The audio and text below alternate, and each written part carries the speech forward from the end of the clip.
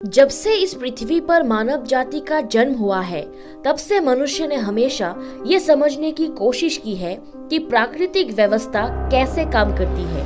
रचनाओं और प्राणियों के ताने बाने में इसका अपना क्या स्थान है और ये कि आखिर खुद जीवन की अपनी उपयोगिता और उद्देश्य क्या है।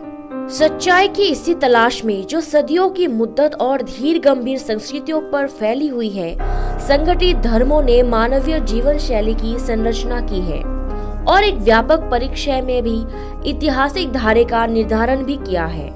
वीडियो में आगे बढ़ने से पहले अगर आपने हमारे इस चैनल को अभी तक सब्सक्राइब नहीं किया है तो सब्सक्राइब कर ले और पास वाले इस लाल बटन को भी जरूर प्रेस करें हर रोज इस तरह के नॉलेजफुल वीडियोस देखने के लिए। कुरान पाक जो इस्लामी आस्था का केंद्रीय स्रोत है, एक ऐसी किताब है जिसे इस्लाम की अनुयायी मुसलमान पूरे तौर पर खुदाई या आसमानी साधनों से आया हुआ मानते हैं। इसके अलावा कुरान पाक के बारे में मुसलमानों का ये विश्वास है कि इसमें धरती दुनिया तक मानव जाति के लिए निर्देश मौजूद है। क्योंकि कुरान पाक का पैगाम हर जमाने हर दौर के लोगों के लिए है और इसे हर युग के समानता के अनुसार होना चाहिए, तो क्या कुरान इस कसौटी पर पूरा उतरता है? आइए इसके विश्लेषण पर गौर करते हैं। सृष्टि की संरचना। बिग बैंग अंतरिक्ष विज्ञान के विशेषज्ञों ने सृष्टि की व्याख्या एक ऐसे सूचक के माध्यम से करते हैं और जिसे व्यापक रूप से बिग बैंग के रूप में स्वीकार किया जाता है।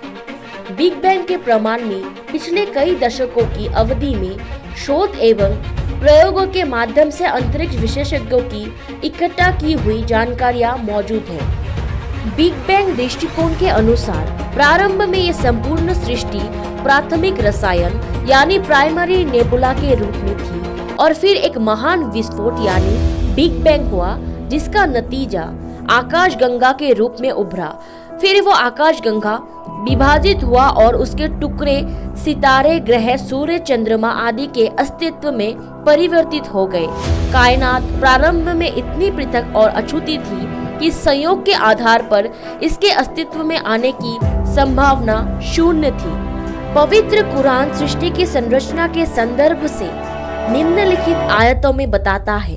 क्या वो लोग जिन्होंने नबी करीम सल्लल्लाहु अलैहि वसल्लम की पुष्टि से इनकार कर दिया है, ध्यान नहीं करते कि ये सब आकाश और धरती परस्पर मिले हुए थे, फिर हमने उन्हें अलग किया।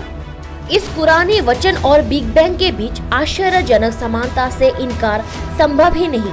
ये कैसे संभव है कि एक किताब जो आज से 1400 वर्ष पहले अरब के रेगिस्तानों में व्यक्त हुई, अपने अंदर ऐसे असाधारण वैज्ञानिक यथार्थ समाये हुए हैं। आकाशगंगा की उत्पत्ति से पूर्व प्रारंभिक वायुगत रसायन। वैज्ञानिक इस बात पर सहमत है कि सृष्टि में आकाशगंगाओं के निर्माण से पहले भी सृष्टि का सारा द्रव्य एक प्रारंभिक वायुगत रसायन की अवस्था में था। संक्षिप्त से ये एक आकाशगंगा में निर्माण से पहले वायुगत रसायन अथवा व्यापक बादलों के रूप में मौजूद था, जिसे आकाशगंगा के रूप में नीचे आना था। सृष्टि के इस प्रारंभिक द्रव्य के विश्लेषण में गैस से अधिक उपयुक्त शब्द धुआं है। अल कुरान के कुछ आयतों में सृष्टि की इस अवस्था को धुआं शब्द से रेखांकित किया है। उन आयतों में लिखा है, फिर वे आसमान की ओर ध्यान आकर्षित हुए जो उस समय सिर्फ धुआं था। अल्लाह ने आसमान और जमीन से कहा, अस्तित्व में आ जाओ, चाहे तुम चाहो या ना चाहो।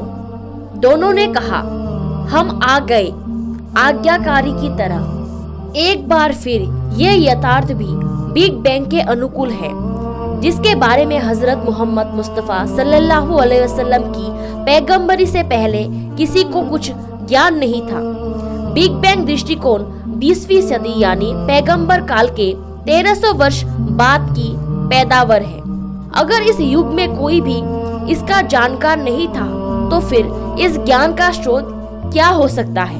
हमें कमेंट सेक्शन पर जरूर लिखें और भी बहुत सारे सवालों के जवाब लेकर फिर हाजिर होंगे अगले वीडियो पर। तब तक के लिए धन्यवाद।